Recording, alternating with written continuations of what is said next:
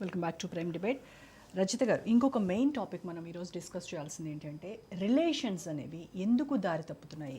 Either it is husband or wife or friendship or live in relations, whatever you name any relation, ఇవన్నీ కూడా ఎందుకు కొంతవరకు బాగుండి ఆ తర్వాత ఏదో ఒక కారణం చేత అవి పక్కదారి పట్టడము, అవి ఎంతవరకు వెళ్తున్నాయంటే నిన్నటి వరకు నువ్వు చాలా ప్రాణంగా ప్రేమించినటువంటి ఒక వ్యక్తిని ఎప్పుడైతే నీకు తనతో విభేదాలు స్టార్ట్ అయ్యాయో కనీసం మనిషి అనేటువంటి ఇంగిత జ్ఞానం లేకుండా ముక్కలు ముక్కలుగా నరికి చంపేస్తున్నటువంటి సంఘటనలు నిజంగా ఇలాంటివి చూస్తుంటే ఏమనిపిస్తుంది? ఎక్కడ దారి తప్పుతోంది రిలేషన్స్ వ్యవహారం?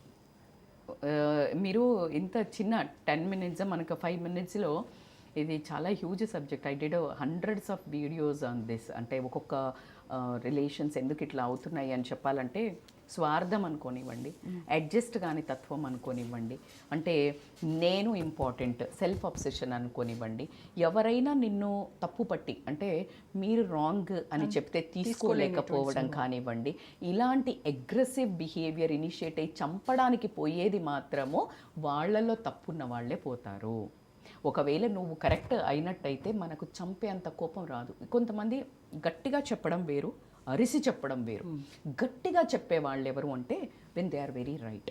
గట్టిగా ఈజ్ డిఫరెంట్, అరవడం ఈజ్ డిఫరెంట్. పిచ్చిగా అరుస్తా అంటే రెంకలేస్తా ఇట్లా అంతా పగలగొట్టే వాళ్ళు సంథింగ్ రాంగ్, వాళ్ళ సెల్ఫ్ ఏదో మిస్టేక్ ఉందనో, రెగ్రెట్ ఉందనో, లేకపోతే వాళ్ళు తప్పిపుచ్చుకోవడానికి చేస్తారు. ఇది మీరు ఒప్పుకోవాల్సిందే. సో ఇలాగే ఈ రిలేషన్స్ ఎందుకు భ్రష్టు పడుతున్నాయి, ఎక్కడ కానీ ఒక్కళ్ళ మీద ఒక్క చిన్న పర్సన్ని నమ్మడానికి అయితే స్కోప్ లేదండి. అందులో భార్యాభర్తలు ఉండడం అయితే ఇంకా కూడా మనం బాధాకరం. ఎందుకంటే నేను లైఫ్ టైం ఇద్దరం కలిసి ఉందామని చెప్పేసి వచ్చిన వాళ్ళు ఈరోజు సోషల్ మీడియా పుణ్యమా అనివ్వండి, సెలబ్రిటీల పుణ్యమా అనివ్వనండి, వదిలేయచ్చు. కామన్ వదిలేస్తే మన సెల్ఫ్ బతకొచ్చు. అయితే ఈ పారామీటర్లో ఒక వర్గానికి నా మద్దతు మాత్రం ఉంటుంది.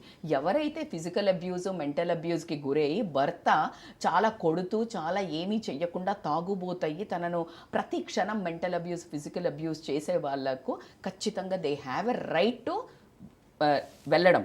కానీ అంతా మంచిగా ఉన్నాక కానీ ఒళ్ళులో కొలెస్ట్రాల్ ఎక్కువయ్యి కొవ్వెక్కి జస్ట్ అవైలబిలిటీ ఉందని చెప్పేసి నాకు అంటే ఎలా అయితే ఫ్యాషన్ మారుతుందో అండి, డిజైనింగ్ మారుతుందో కల్చర్లో, అలాగే రిలేషన్స్ని మారుస్తున్నారు.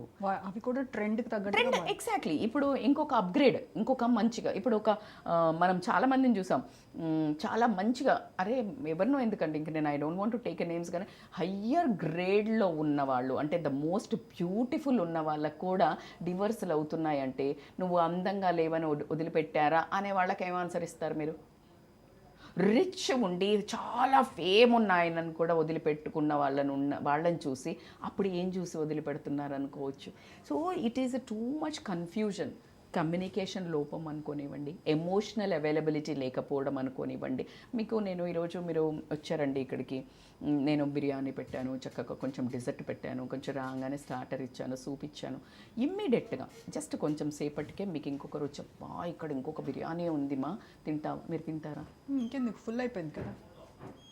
ప్రతి రిలేషన్లో when you give that care, respect, emotional, physical needs అనుకోనివ్వండి, ఎమోషనల్ నీడ్స్ అనుకోనివ్వండి, మీరు ఎప్పుడైతే ఆ ఇంట్లో ఎనర్జీ అంటే ఒక మంచి పూజ, ఒక రిచువల్, ఇలాంటివి కలిసి ఫెస్టివల్ చేసుకోవడం, కలిసి తినడం, దీస్ ఆల్ థింగ్స్ ఎట్లా అంటే అవి డిజైన్ ఎట్లా అయినాయి అంటే ఇది మీ ఇంటిని అది పట్టి ఉంచుతుంది. శ్రీచక్రం లాగా ఇట్లా ఒక design. So it makes you అంటే ఇక్కడ స్కిప్ అయినా ఇక్కడ కలుస్తారు.